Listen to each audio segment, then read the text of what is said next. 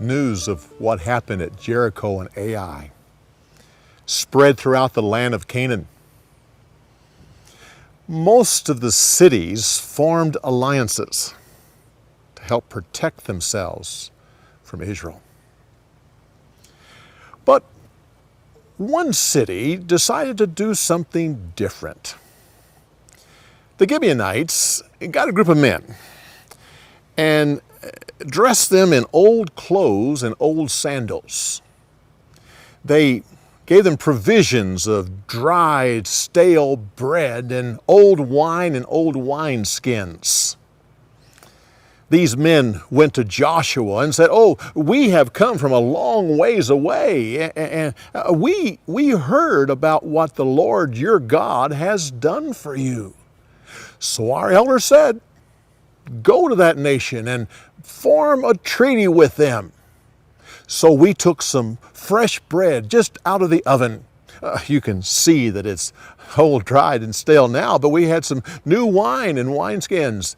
Our clothes and sandals were new. It's been a long journey. Well, the people of Israel looked at their provisions, but didn't ask the Lord.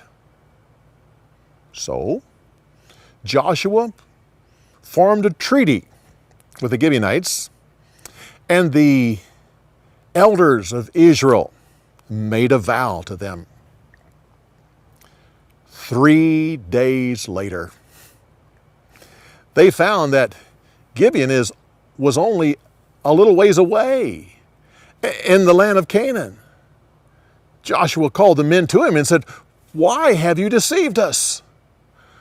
Oh, they said, we heard that God has given you this land and that He told Moses to kill everyone on it, and we were afraid for our lives, and so we deceived you. Now you can do whatever you want to with us, and we will accept it. Joshua said, "We have formed a treaty with you and have given you a vow. Therefore, we cannot do anything. You may live, but from now on, you will be our slaves. You will cut wood and haul water, and you will also serve the house of God." The other cities heard what the Gibeonites had done, how they had formed an alliance with Israel. So 5 kings marched against Gibeon with their armies. The Gibeonites immediately sent a message to Joshua and said, "We are your slaves, so please quickly come and defend us." Well, Joshua and his army traveled through the night, and in the morning surprised those who were attacking the Gibeonites.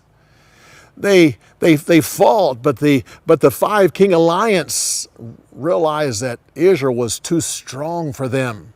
On top of that, God sent large hailstones down on them. Actually, more people died from the hailstones than from the sword.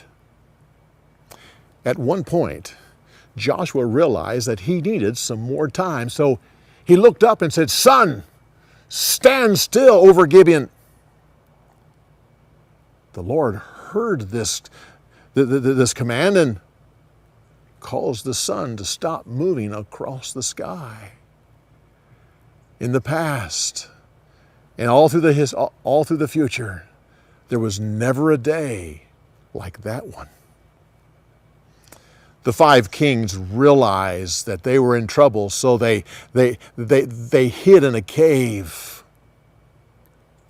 Some people came and told Joshua that they were in the cave, so he told them to put a large stone across the entrance and put guards.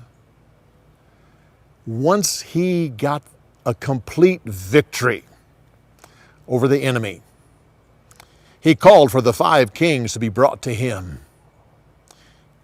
He asked his commanders to stand around and put their feet upon the necks of these kings. He said to his commanders, "Be strong and courageous, and this is what the Lord will do with your enemies." So Joshua took his army and went from city to city, and God gave him victory wherever he went.